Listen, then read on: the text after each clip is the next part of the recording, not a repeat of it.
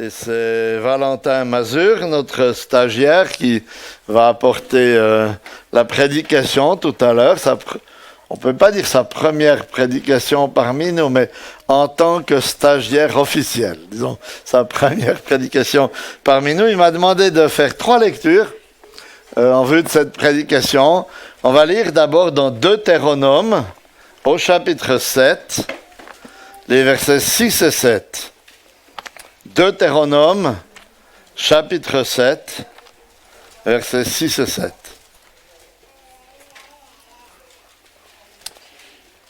Ce sont des versets qui s'adressent à la nation d'Israël.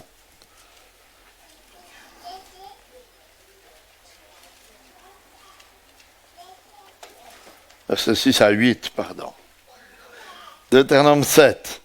Car tu es un peuple saint pour l'Éternel ton Dieu. L'Éternel ton Dieu t'a choisi pour que tu sois un peuple qui lui appartienne en propre parmi tous les peuples qui sont à la surface de la terre. Ce n'est point parce que vous surpassez en nombre tous les peuples que l'Éternel s'est attaché à vous et qu'il vous a choisi, car vous êtes le moindre de tous les peuples. Mais c'est parce que l'Éternel vous aime, parce qu'il a voulu tenir le serment qu'il avait fait à vos pères.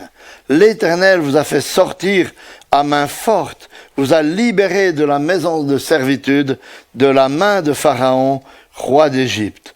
Tu reconnaîtras donc que c'est l'Éternel ton Dieu qui est Dieu. Ce Dieu fidèle garde son alliance et sa bienveillance jusqu'à la 1000e génération envers ceux qui l'aiment et qui gardent ses commandements. Ensuite, on va faire une deuxième lecture, tout au bout de la parole de Dieu, dans Apocalypse, chapitre 4, les versets 6 à 11. Apocalypse 4, versets 6 à 11.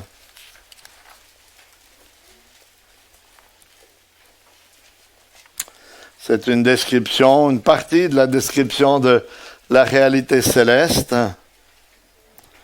dans le ciel, devant le trône de Dieu. Voilà ce qui nous est dit. Apocalypse 4, verset 6. Devant le trône, c'est comme une mer de verre, semblable à du cristal. Au milieu du trône et tout autour du trône, 4 êtres vivants remplis de Dieu, devant et derrière. Le premier être vivant est semblable à un lion. Le deuxième être vivant est semblable à un veau. Le troisième être vivant a comme un visage d'homme. Et le quatrième être vivant est semblable à un aigle en plein vol. Les 4 êtres vivants ont chacun 6 ailes.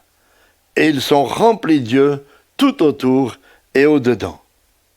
Ils ne cessent de dire jour et nuit, « Saint, Saint, Saint est le Seigneur Dieu, le Tout-Puissant, qui était, qui est et qui vient. » Et quand les êtres vivants rendront gloire, honneur et action de grâce à celui qui est assis sur le trône, à celui qui vit au siècle des siècles, les 24 anciens se prosterneront devant celui qui est assis sur le trône, ils adoreront celui qui vit au siècle des siècles, et ils jetteront leur couronne devant le trône en disant « Tu es digne, notre Seigneur et notre Dieu, de recevoir la gloire, l'honneur et la puissance, car tu as créé toutes choses, et c'est par ta volonté qu'elles existent et qu'elles furent créées. » Et puis le texte de la prédication, maintenant, dans l'épître de Paul aux Éphésiens,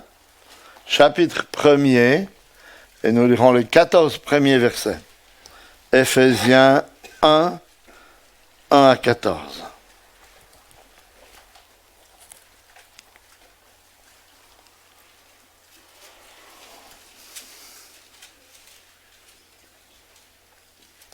Paul, apôtre du Christ Jésus, par la volonté de Dieu, aux saints et fidèles en Christ Jésus, qui sont à Éphèse.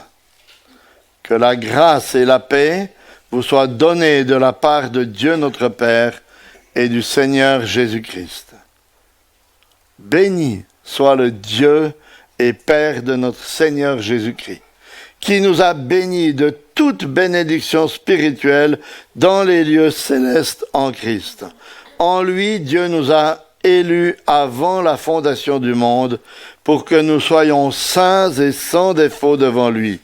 Dans son amour, il nous a prédestinés par Jésus-Christ à être adoptés selon le dessein bienveillant de sa volonté pour célébrer la gloire de sa grâce qu'il nous a accordée en son bien-aimé. En lui, nous avons la rédemption par son sang, le pardon des péchés, selon la richesse de sa grâce que Dieu a répandue abondamment sur nous en toute sagesse et intelligence. Il nous a fait connaître le mystère de sa volonté, le dessein bienveillant qu'il s'était proposé en lui, pour l'exécuter quand les temps seraient accomplis, réunir sous un seul chef, le Christ, tout ce qui est dans les cieux et ce qui est sur la terre.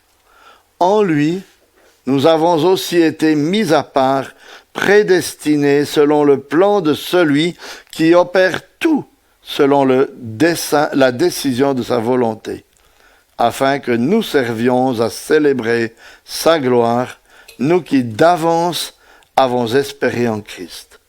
En lui, vous aussi, après avoir entendu la parole de la vérité, l'évangile de votre salut, en lui, vous avez cru, et vous avez été scellés du Saint-Esprit qui avait été promis, et qui constitue le gage de notre héritage en vue de la rédemption de ceux que Dieu s'est acquis pour célébrer sa gloire.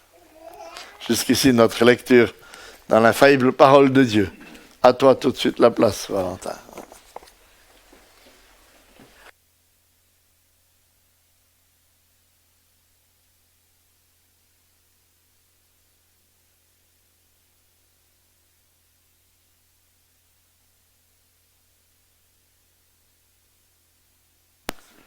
Ah oui, bonjour à tous déjà, j'espère que vous allez bien. Alors oui, Olivier me dit qu'il y a un questionnaire qui est disponible pour suivre la prédication, donc n'hésitez pas à en prendre un maintenant, ce sera plus utile. C'est un privilège pour moi d'être devant vous ce matin pour commencer cette nouvelle série en Éphésiens, c'est la lettre de Paul aux Éphésiens. C'est un privilège parce que c'est une lettre particulièrement réjouissante, encourageante, je trouvais rafraîchissante. Donc je vous invite à déjà garder la page ouverte à ce que nous avons lu en Éphésiens au chapitre 1. Donc juste un petit mot d'introduction en commençant. Nous voyons une lettre ici écrite par Paul. Il dit Paul qui écrit aux Éphésiens. Il écrit probablement quand il était en captivité. Donc quand il était en captivité, probablement à Rome plutôt. On est sûr qu'il était en captivité. Mais donc sur la fin de sa vie, il se retrouvait à Rome où il écrivait cela, alors qu'il était en liberté limitée. Donc on imagine déjà dans une situation pareille, si on devait écrire nous-mêmes une lettre alors qu'on se trouve en prison, c'est peut-être pas aussi réjouissant, peut-être pas aussi inspirant, mais pourtant cette lettre contient d'énormes vérités, des perles incroyables qui sont vraiment édifiantes pour nous. Souvent, cette lettre est considérée comme sœur jumelle avec l'épître aux Colossiens. Donc il y a certaines ressemblances quand on regarde l'une et l'autre, mais il y a certaines nuances, certaines différences non négligeables qui relèvent un but peut-être particulier que Paul voulait donner à cette lettre. Alors, quand on regarde la lettre aux Colossiens, on voit que Paul écrit dans un but précis. Il écrit à une église précise qui avait en fait un problème. C'est souvent d'ailleurs la raison pour laquelle Paul écrit à une église. Il y avait un problème. Voilà, Colosse, c'était l'hérésie qui commençait à grandir. Et il fallait absolument résoudre ce problème parce que c'était un danger qu'il fallait enlever. Alors que pour Éphésiens, c'est différent. On n'arrive pas vraiment à discerner un problème dans cette lettre. Mais il s'agit plutôt d'un énoncé général, plus général, de ce qui convient aux croyants pour les encourager, pour les fortifier. Un peu comme si Paul envoyait cela en disant « Voici ce que vous devez connaître sur la foi ou redécouvrir pour être affermi. Un peu comme l'épître aux Romains, la lettre aux Romains, pour ceux qui sont familiers avec cela. Il n'y a pas de réelle problématique à résoudre, mais cette lettre est là pour encourager. Et où Paul expose le plan de Dieu envers le monde. Comment celui-ci fonctionne et ce que ça change pour nous. Ça, c'est des questions qu'on va se poser tout au long de cette série. Donc Paul, dans cette lettre, écrit, on va dire, en deux grandes parties, deux grands pans sont présents dans cette lettre. Premièrement, il veut nous exposer les vérités de l'Évangile en nous faisant connaître la profondeur de cela, nous révéler notre salut, l'amour de Dieu pour nous. Et dans un deuxième temps, c'est plutôt comment ça fonctionne dans la pratique. Comment est-ce qu'on applique ces vérités que l'on a connues? Comment est-ce qu'on applique les vérités de l'Évangile? Donc il y aura deux grandes parties à cela. On voit aussi que cette lettre n'est pas considérée comme une lettre qui doit être envoyée à une seule église, mais certains disent que c'est plutôt comme une lettre circulaire. Une lettre circulaire, qu'est-ce que c'est? Une lettre qui a été envoyée à différentes églises, où peut-être Paul avait un désir que le plus de chrétiens possible à cette époque puissent lire cette lettre. Donc on sait qu'elle a fait pas mal de chemin, probablement dans l'Asie mineure, où elle est passée d'église en église. Donc on voit ici peut-être le souhait de Paul de faire connaître des vérités au plus de croyants possible. Et c'est notre privilège ce matin de pouvoir aussi ouvrir cette lettre, l'étudier ensemble à travers cette série.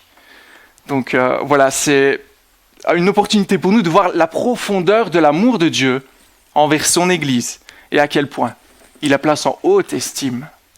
Donc je vous propose qu'on commence directement le parcours en Éphésiens et je vous invite avec le passage du jour à avoir cette question en tête pour commencer. Quelle est la bénédiction que nous souhaiterions obtenir par-dessus tout? Quelle est la bénédiction, si on ferme les yeux un instant, la bénédiction qu'on voudrait tellement recevoir? Et surtout, pourquoi? Pourquoi voulons-nous, pourquoi pensons-nous à cette bénédiction? Et dans quel but? Dans quel but voulons-nous être bénis? Alors généralement, quand on regarde dans notre monde, on aime être béni, on aime recevoir des bénédictions. Et ce qui est surprenant, qu'on soit religieux ou non, quand on veut être béni, ça paraît être quelque chose d'agréable.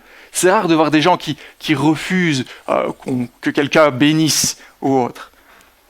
Même si parfois, on ne sait pas trop définir le sens. Oui, ça paraît plutôt agréable, quelque chose de positif, être béni, ça n'a pas l'air négatif, mais souvent on ne sait pas vraiment l'effet que cela produit. Beaucoup recherchent cela, souvent dans un esprit superstitieux. On veut recevoir des choses pour soi-même. Et même parfois, chez le chrétien, on peut retrouver ce schéma qui se répète. Dans nos prières, peut-être, on prie pour que Dieu nous bénisse maintenant. On voudrait peut-être une bonne santé maintenant, on prie pour ces choses. On voudrait peut-être réussir dans nos entreprises. On voudrait ne pas avoir de problèmes financiers, peut-être avoir une bonne situation familiale ou toutes sortes de choses comme celle-là. Et je ne dis pas que ce sont de mauvaises choses à demander à Dieu. Mais même si tout cela n'est pas forcément mauvais, quand on y réfléchit, toutes ces bénédictions ont plutôt tendance à être centrées sur nous-mêmes, centrées sur notre petite personne, sur notre épanouissement personnel. Mais que dire si ce matin, il existait une bénédiction supérieure à tout cela? Une bénédiction qui est largement au-dessus de tout ce que nous pouvons imaginer être bon pour nous et qui conduirait en fait nos regards ailleurs que sur nous-mêmes, nos désirs égoïstes. Une bénédiction qui changerait la perspective de notre vie, ce que nous sommes, impacterait notre marche au quotidien. Alors dans cette optique, j'ai appelé cette prédication la seule bénédiction dont tout homme a réellement besoin. La seule bénédiction dont tout homme a réellement besoin. Et là, quand on entend ça, on se dit, mais on voudrait savoir ce que c'est. Quelle est cette bénédiction? Et c'est exactement là où nous conduit l'apôtre Paul ce matin, lorsqu'il commence dans ce passage, chapitre 1, versets 1 à 14. Lorsqu'on regarde ce passage qui est tellement réjouissant, mais à la fois tellement dense, Donc rassurez-vous, tout ce qu'on a lu, je ne vais pas aller vraiment dans les détails de tout cela. On a toute une série devant nous et l'avantage d'une série en Éphésiens, c'est que Paul va revenir sur les thèmes que je vais parler ce matin. Donc on aura l'occasion d'approfondir un petit peu toutes ces choses. Maintenant, j'essaie de m'y retrouver avec mes feuilles. En commençant, je voudrais m'attarder sur le verset 3, qui nous montre la réaction de Paul directement après avoir salué son lectorat, lorsqu'il parle de cette bénédiction. Donc on a ce qu'on appelle une doxologie, où Paul rend gloire à Dieu. Regardez avec moi le verset 3.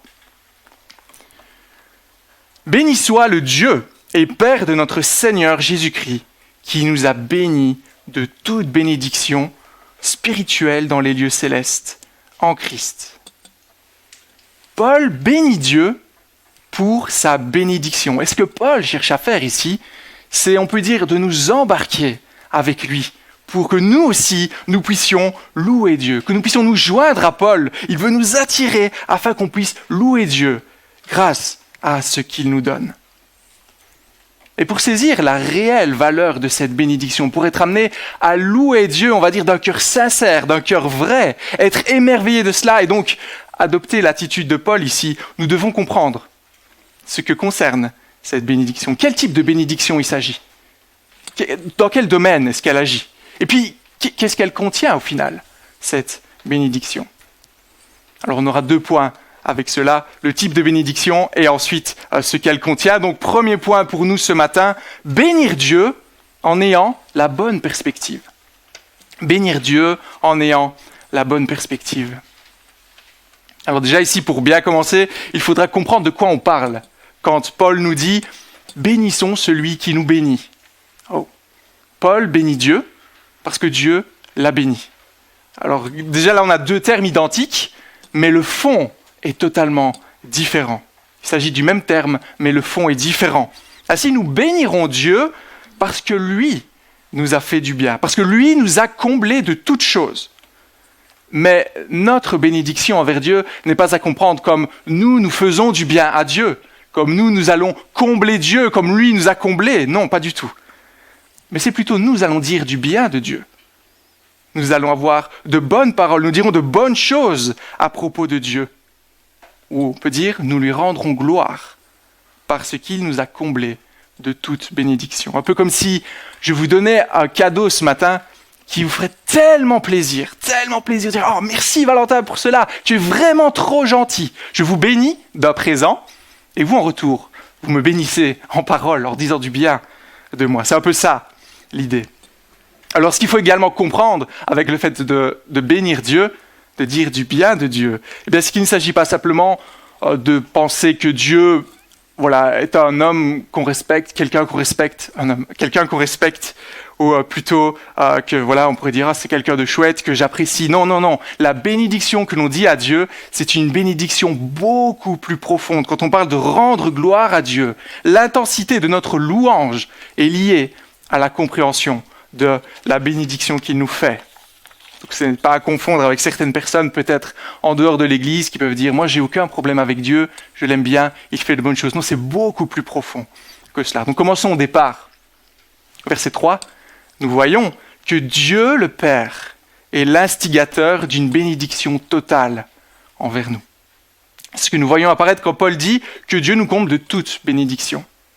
L'expression « toute bénédiction » montre qu'on ne peut rien nous apporter de plus grand que ce qui est présenté ici. Attention, voici le maximum qui est présenté. On voit que cela est communiqué par l'Esprit de Dieu. C'est une bénédiction spirituelle ou dans certaines versions, une bénédiction de l'Esprit.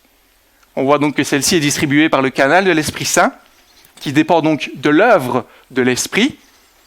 Et ça nous montre également que Dieu nous donne le maximum de ce qu'il peut nous donner. Et donc qu'il ne nous manque rien. Donc il n'y a pas de surprise à avoir. Dieu n'a pas une bénédiction encore supérieure. S'il nous donne toute bénédiction de l'Esprit, c'est le maximum qu'il peut nous donner. Très bien, continuons. Une bénédiction de l'Esprit dans les lieux célestes. Cette bénédiction ne se trouve donc pas sur la terre. Ici, on nous place directement le domaine. Ici, on nous parle plutôt du domaine surnaturel. Il nous montre que celui qui possède cette bénédiction a plutôt une existence à deux niveaux, une perspective différente, une double citoyenneté. Il vit sur terre, Dieu bénit les personnes qui vivent sur terre, mais cette bénédiction est rattachée aux réalités célestes. Et mentionner ici le monde céleste, les réalités célestes, revient à parler du lieu où règne Dieu, où il est placé sur son trône. Il n'y a aucune comparaison donc avec ce qui se passe sur la terre. C'est le lieu où nous passerons l'éternité. Aucune comparaison avec le temps que nous passons sur cette terre. Nous savons que notre vie est là pour un temps, c'est passager. Donc Paul dirige nos regards ailleurs. Et nous voyons que nous recevons cette bénédiction en raison de notre union avec Christ, Jésus-Christ. Alors vous l'avez sans doute remarqué, et on le voit assez rapidement dans ce texte, Paul insiste énormément dans ce premier passage, sur le fait que tout est par Christ, par lui. Déjà rien que dans la salutation, Paul, apôtre de Jésus-Christ, aux fidèles en Jésus-Christ, etc., du Seigneur Jésus-Christ, etc., etc. Il se répète. Pourquoi mettre tel accent sur le Christ ? Alors, si vous allez dans une classe d'école du dimanche, généralement quand on pose une question, la bonne réponse est Jésus. Eh bien ici c'est pareil, c'est la bonne question. Être en Christ, c'est être pleinement au bénéfice de son œuvre. Pleinement au bénéfice de son œuvre. Ça veut dire lui appartenir, marcher dans la vie nouvelle qu'il nous a accordée. Alors qu'on se rappelle, tout homme naturellement est en Adam. La parole nous dit « ils sont en Adam ». Qu'est-ce que ça veut dire ? Eh bien ça veut dire qu'on meurt du fait de notre union avec Adam. Et ici c'est comme si on changeait totalement de domaine. C'est comme si on avait changé de nationalité, quitté un pays, en annulant totalement toute affiliation avec ce pays. On appartient à un autre pays avec d'autres lois, d'autres règles, un autre roi. Adam, représentant d'une nation déchue, de l'humanité déchue qui conduit à la mort.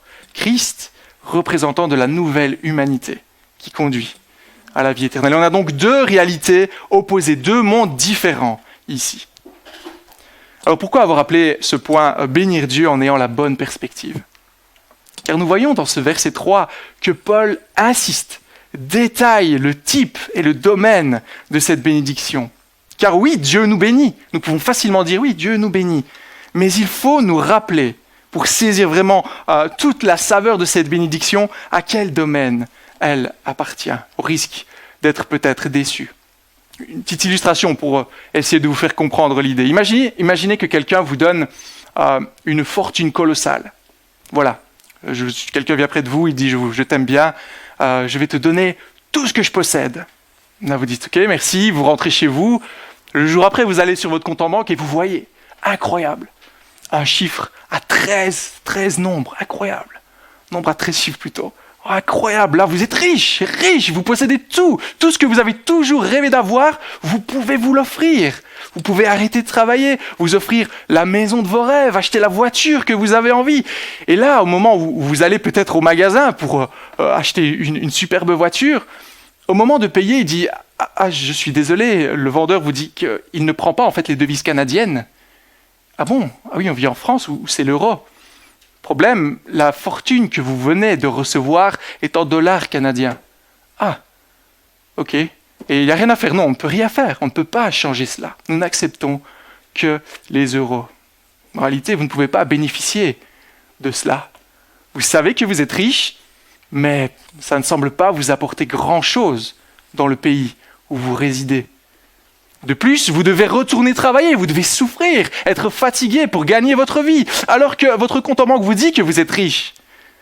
Et là, parfois, on peut perdre la joie de notre compte en banque dans cette illustration, de se dire oui, je suis riche, mais en fait, ça ne m'apporte pas grand-chose au final.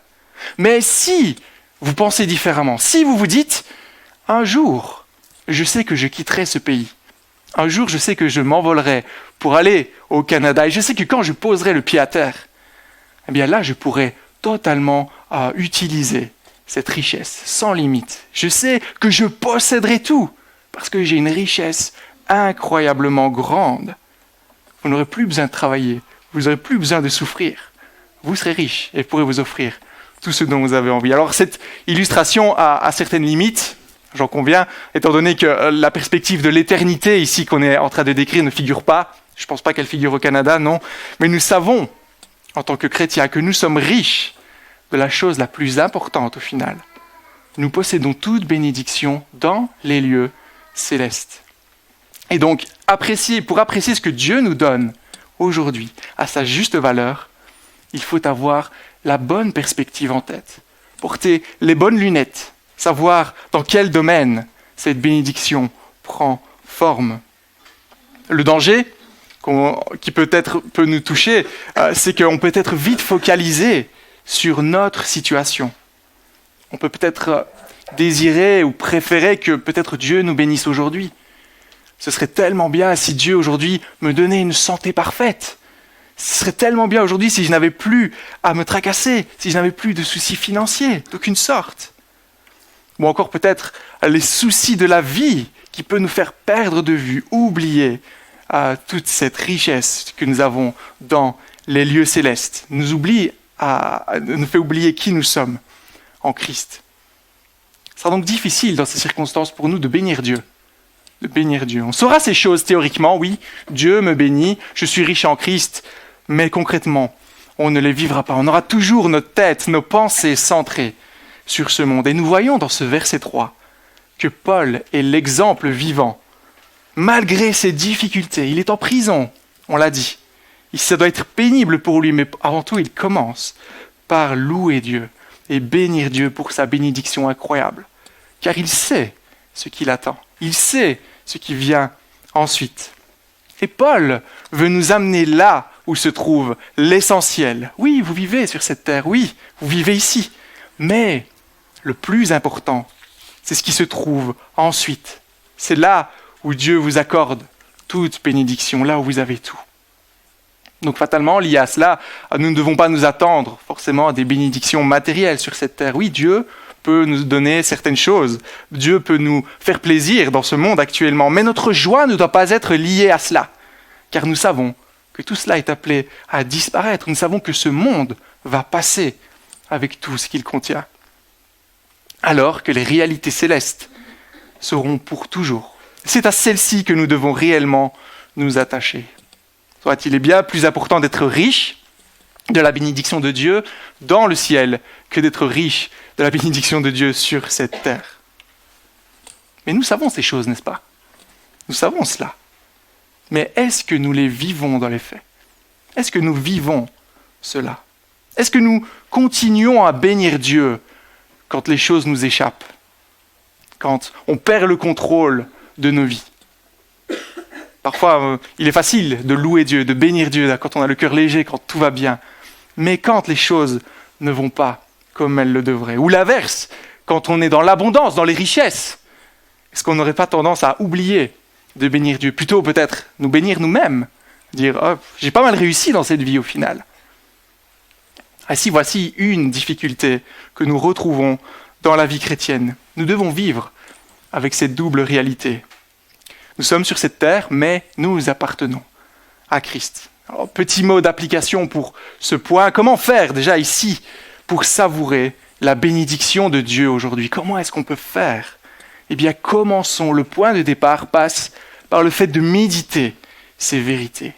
Ok, Dieu nous donne toute bénédiction dans les lieux célestes. Est-ce que je crois que cela est vrai? Nous savons que Dieu ne ment pas. Et s'il dit qu'il nous donne tout, la manière dont Paul le détaille, eh bien, c'est que cela est vrai.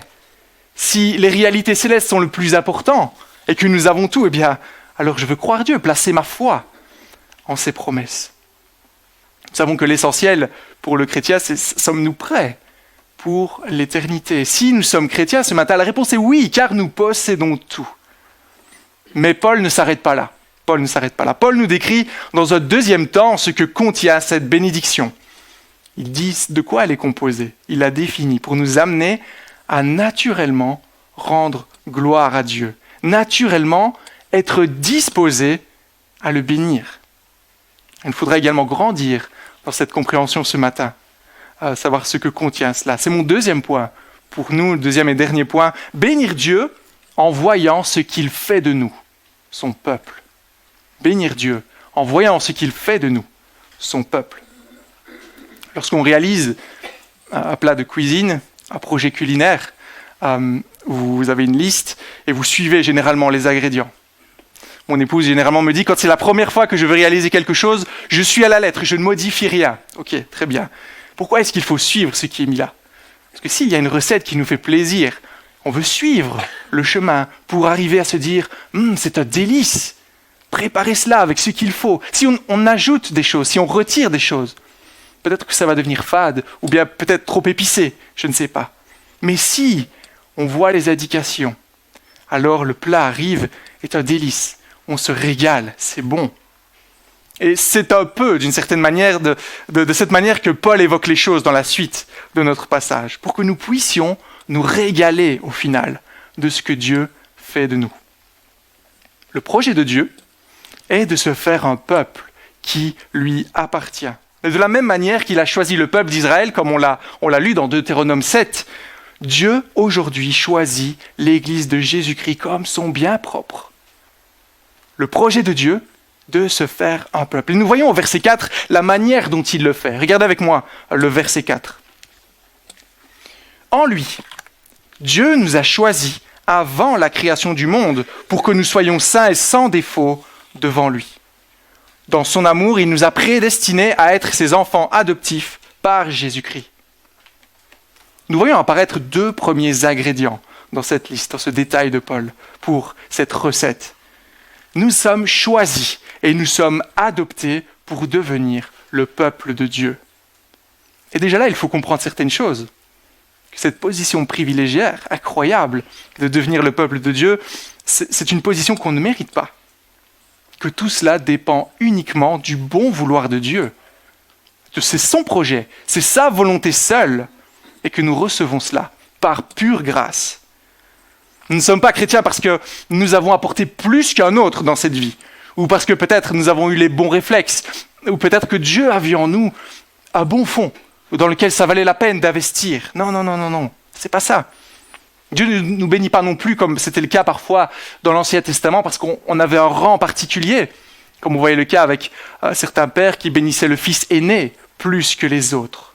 Non, cette bénédiction dépend uniquement de la grâce de Dieu par l'élection. C'est comme cela que Dieu nous montre son amour. Ça dépend de Dieu seul. Lui seul rend cela possible. C'est en lui que cela est possible. Preuve de ça, avant même notre naissance, plus encore, avant même la fondation du monde, avant même que ce monde ne soit créé, eh bien Dieu avait déjà décidé quelque chose à notre sujet. Dieu connaissait déjà la direction que nous allions prendre, ce que nous deviendrions. Mais Dieu ne s'arrête pas là. On nous dit qu'il nous adopte également. Soit, il nous donne tous les droits d'être intégrés dans la famille divine. On se rappelle, on était étrangers et Dieu nous inclut dans sa famille avec tous les privilèges que cela fait d'être adopté dans une famille. Là, quand on réfléchit, on se dit, mais tiens, il n'y a pas un problème ici. On sait que Dieu est saint. Sa parole nous dit que Dieu est saint, que Dieu ne peut pas voir le mal. Mais si nous devenons ses enfants, la Bible nous révèle également autre chose, c'est que nous ne sommes pas saints.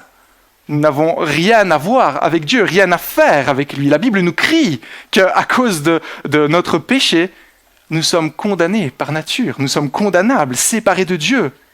On est plutôt ennemis de Dieu que de la famille de Dieu. Dieu ferait-il des compromis alors pour faire de fils de colère des fils du Très-Haut? Comment ça fonctionne? Troisième ingrédient alors, nous dit que nous sommes délivrés et pardonnés. Regardez le verset 7. En lui, par son sang, nous sommes rachetés, pardonnés de nos fautes, conformément à la richesse de sa grâce. C'est ainsi que Dieu agit pour nous rendre saints, pour nous rendre sans défaut. Et ça, c'est absolument incroyable, car nous voyons que notre intégration à la famille de Dieu, à son peuple, eh bien, tout cela est pensé par lui. Tout cela est réglé par lui. En lui, nous avons la rédemption. Afin que Dieu ne fasse pas de compromis avec sa sainteté, avec sa justice, quelqu'un a dû payer. Et c'est pour ça qu'on voit apparaître dans ce texte par son sang. Et nous savons que le seul capable de pouvoir nous racheter pleinement n'est autre que Jésus-Christ, qu'il a payé de son sang à la croix, afin de nous qualifier, afin que nous soyons qualifiés pour nous tenir dans la présence de Dieu. En Christ, par son œuvre, Dieu nous voit comme saints devant lui. Et donc nous ne sommes plus sous la condamnation. Ce qui veut dire que Dieu devient réellement notre Père. Il n'y a plus rien à nous reprocher grâce à Christ. Étant enfant de Dieu, verset 9, il nous a fait connaître le mystère de sa volonté. Alors vous savez, avant de me décider de venir faire mon stage ici à la Maison de l'Évangile, j'en ai parlé autour de moi. J'en ai parlé aux personnes qui comptaient pour moi. J'en ai parlé à ma femme, j'en ai parlé même à mes enfants. Et quand on s'est décidé, on a continué à en parler. On a essayé de voir un petit peu à quoi ça pourrait ressembler, les avantages, les inconvénients, ce qui allait changer, ce qui allait rester pareil. Ce serait bizarre, n'est-ce pas, de ne rien dire à personne. Que moi-même, tout seul, je décide de venir ici. Et que le jour J, je dise à Émilie, aux enfants, on y va. Comment, on va où? Qu'est-ce qu'on fait? Si, ma valise est prête, on est parti. Non, je veux tenir ces personnes qui me sont chères au courant de mes projets.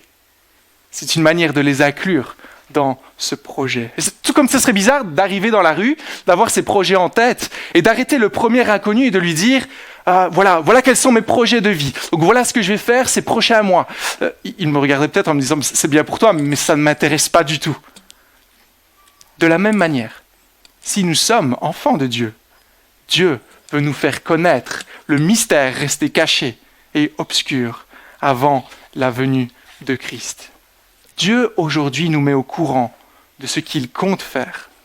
Et on voit ça à la fin du verset 10. À savoir, tout réunir, tout récapituler sous l'autorité du Messie.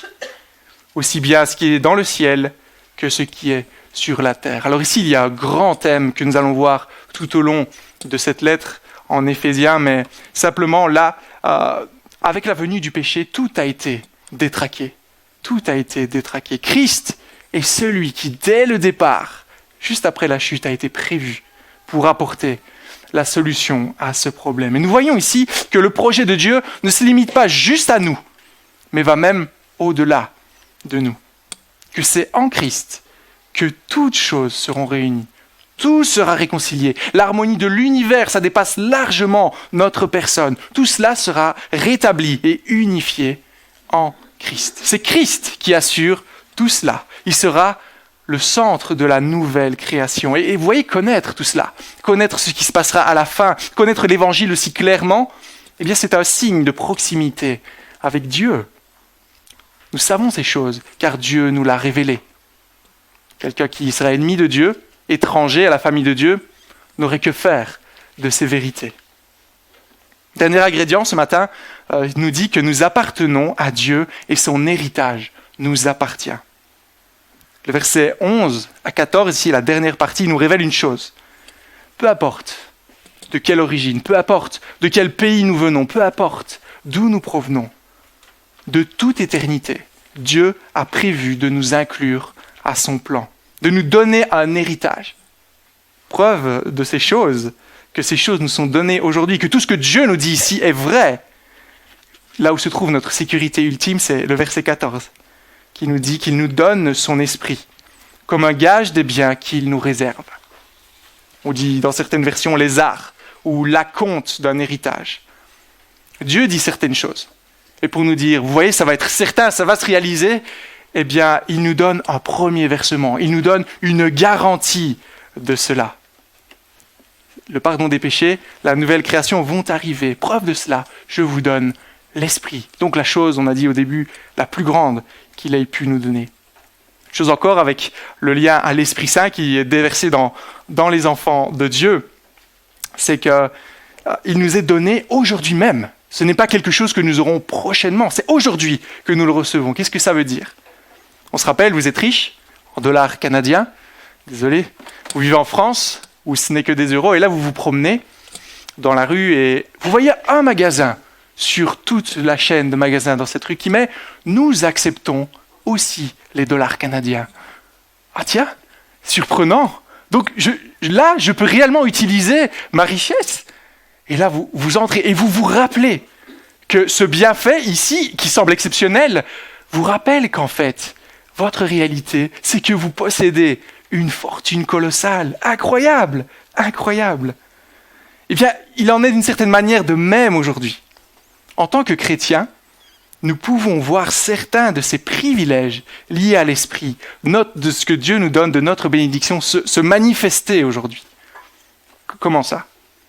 On pense simplement à la victoire sur le péché, la possibilité de mettre à mort notre nature propre aujourd'hui.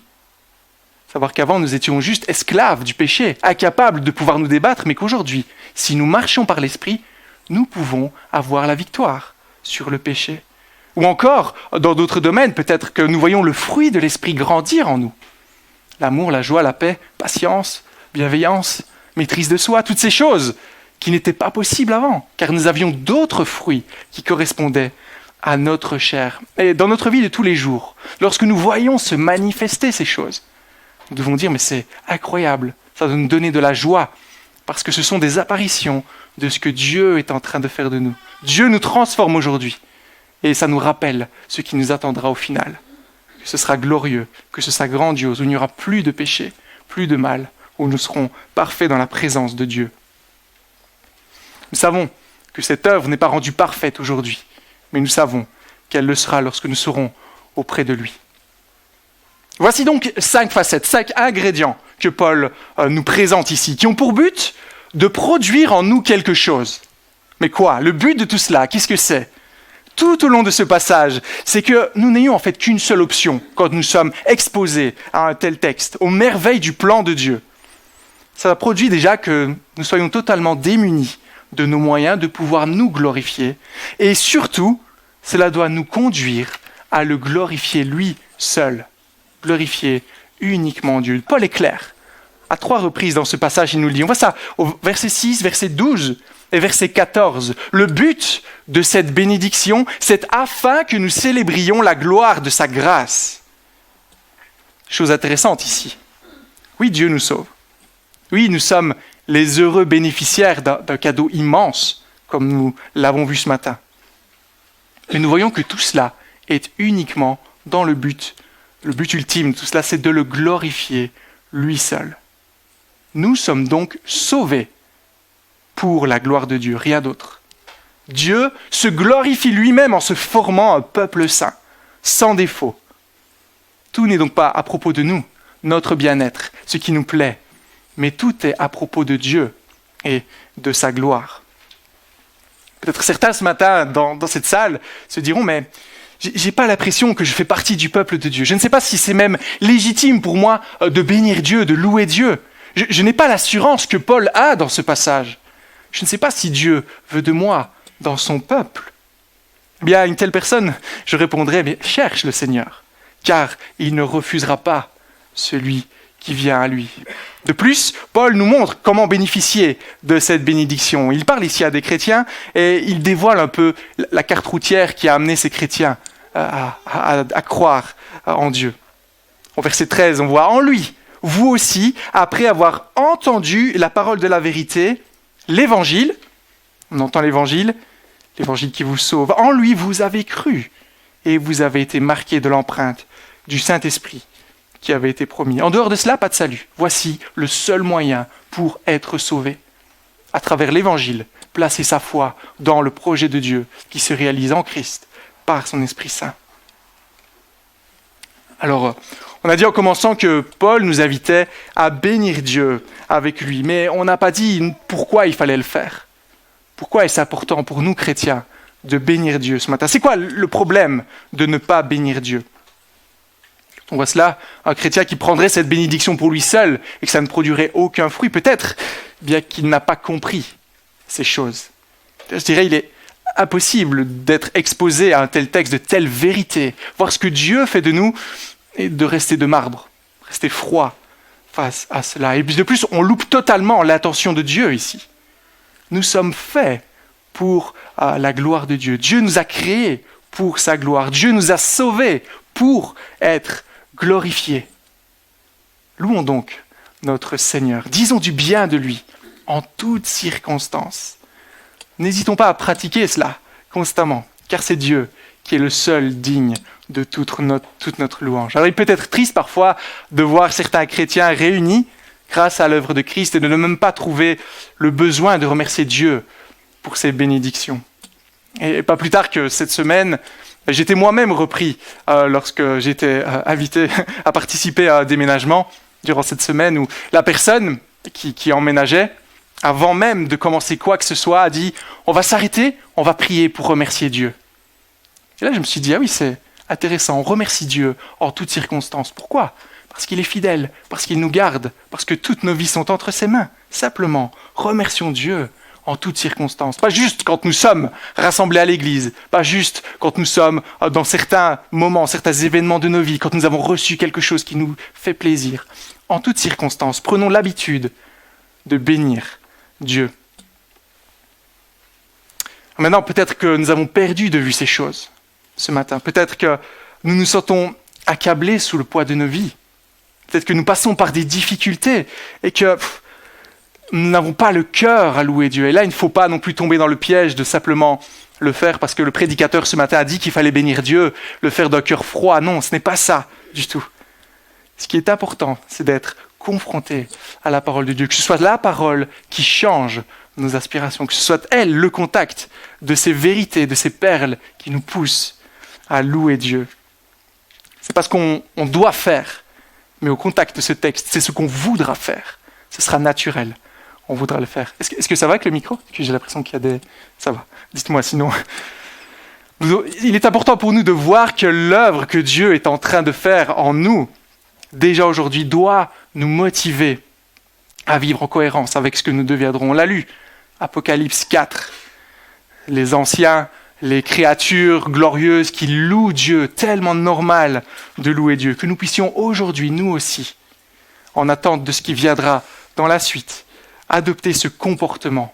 Louons Dieu en toutes circonstances. Rendons-lui la gloire. Alors comment faire cela ? Commençons simplement par prier, comme nous l'avons fait ce matin d'ailleurs. Prions pour remercier Dieu, pour sa bienveillance, ses bontés, ses promesses. Le fait qu'il ait une grâce incroyable envers nous, sa fidélité à ses promesses. Et que nous puissions avoir une vie aussi qui soit à son honneur. Ce serait bizarre, n'est-ce pas, de mener une vie, comme on dit, dans le péché, une vie que l'on sait qui déplaît à Dieu. Ce ne serait pas vivre pour la gloire de Dieu. Ce serait entacher plutôt Dieu et l'œuvre de Jésus-Christ. Que nous puissions nous appliquer à vivre une vie, non pas parce qu'il faut le faire, mais parce que nous voulons le faire, en voyant ce que Dieu fait de nous et ce que nous deviendrons dans la suite. Je termine. Quelle bénédiction souhaitons-nous obtenir par-dessus tout ? Pourquoi ? Dans quel but souhaitons-nous obtenir cette bénédiction ? La bénédiction qui vient de Dieu est la seule dont nous avons réellement besoin, car c'est la seule qui nous sauve. C'est la seule qui nous sauve, mais surtout, c'est la seule qui nous amènera aujourd'hui à faire la chose la plus importante de l'univers, glorifier notre Dieu. Amen.